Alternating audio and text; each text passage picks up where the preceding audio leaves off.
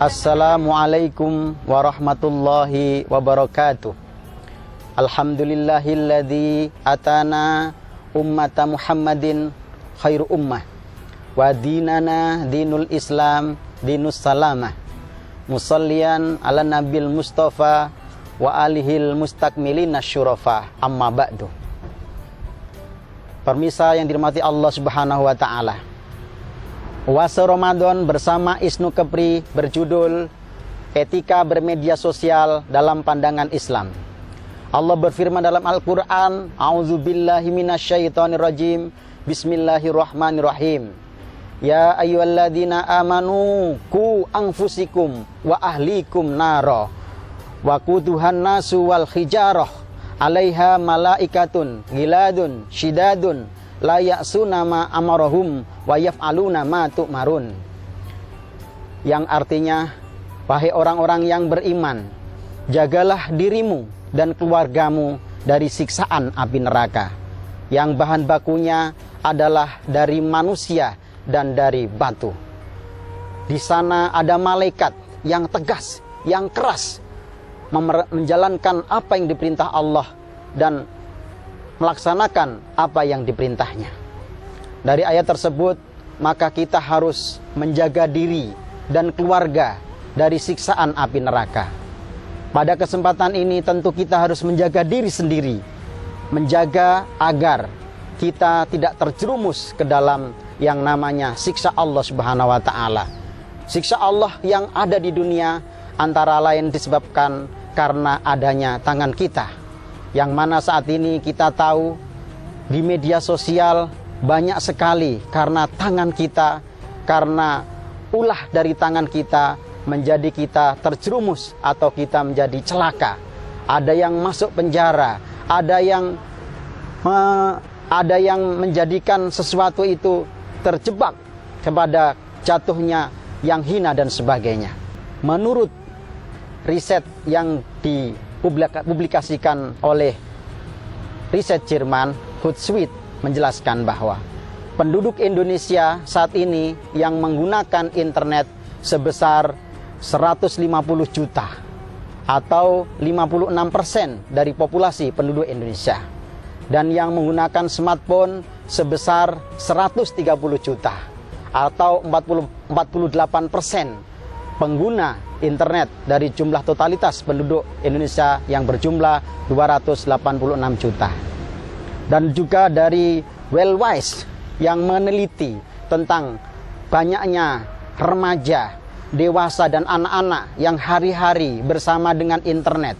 Anak-anak kurang lebih adalah 2-5 jam sehari bersama dengan handphone yang pintar. Remaja antara 6 sampai dengan 9 jam sehari, dan orang dewasa kurang lebih juga antara 2 sampai 4 jam sehari. Tentu ini adalah bagi anak-anak atau bagi remaja menjadikan rangsangan yang masuk ke dalam otak di bawah sadar. Kalau yang masuk, yang menjadi rangsangan adalah sesuatu yang positif, maka 2 tahun atau 4 tahun yang akan datang, sikap perilaku anak-anak tersebut akan positif. Tetapi kalau yang masuk ke dalam rangsangan kepada remaja adalah ujaran kebencian, berita bohong, dan intimidasi, maka dalam waktu yang akan lama subconscious mind remaja itu akan menjadi sesuatu yang masuk ke alam bawah sadar, yang condong kepada keburukan, yang condong kepada ujaran kebencian, dan condong kepada perilaku yang tidak terpuji. Tentu ini prihatin kepada kita, bagaimana agar menjaga generasi yang akan datang menjadi generasi yang baik dan generasi yang taat kepada Allah Subhanahu wa taala, agar jangan sampai generasi yang akan datang generasi yang terjerembab atau terjerumus ke dalam neraka yang siksanya tentu sangat pedih. Pemirsa yang dirahmati Allah Subhanahu wa taala, untuk itu pertama, ketika kita bermedia sosial, niat untuk sebagai sarana mengingat Allah Subhanahu wa taala, sebagai sarana untuk menjadikan sebagai fasilitas mengingat Allah Subhanahu wa taala. Kenapa demikian? Karena jika kita mengingat Allah Subhanahu wa taala dengan menggunakan sarana media sosial, maka kita akan tergolong pada firman Allah Subhanahu wa taala yang berbunyi, A'udzubillahi minasyaitonirrajim. Bismillahirrahmanirrahim. Alladzina yadhkurunallaha qiyaman wa qu'udan wa 'ala junubihim wa yatafakkaruna fi khalqis samawati wal ard. Rabbana ma khalaqta hadza batila faqina adzabannar. Alladzina tergolong orang-orang yang yazkuruna, ingat Allah Subhanahu wa taala, qiyaman dalam keadaan berdiri, wa qu'udan dan dalam keadaan duduk, wa 'ala junubihim dan dalam keadaan berbaring.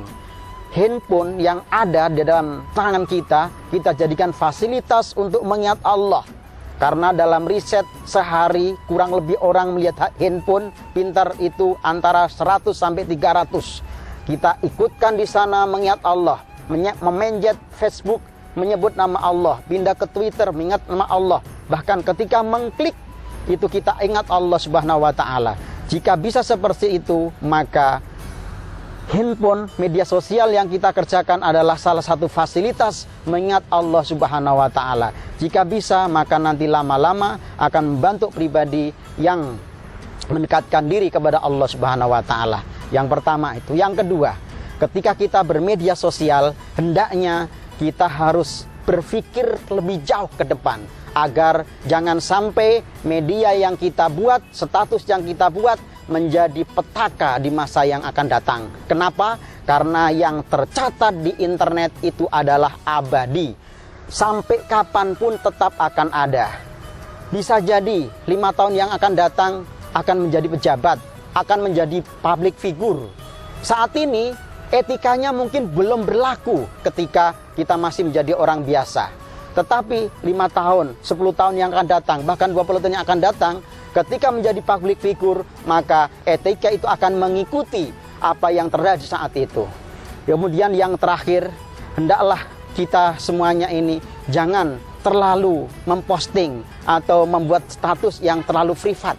Karena terkadang mestinya yang menjadi rahasia itu menjadi terbongkar dan ada hal-hal yang terkadang buruk menjadikan itu terancam, baik bisa jadi kepribadian, kehidupan maupun yang lainnya.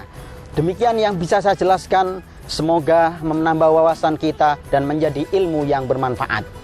Selamat berbuka puasa, semoga puasa kita diterima Allah Subhanahu wa taala. Dan kami akhiri dengan wallahul muwaffiq ila aqwamit thoriq. Wassalamualaikum warahmatullahi wabarakatuh. Acara ini dipersembahkan oleh Pengurus Wilayah Ikatan Sarjana Nahdlatul Ulama Kepulauan Riau.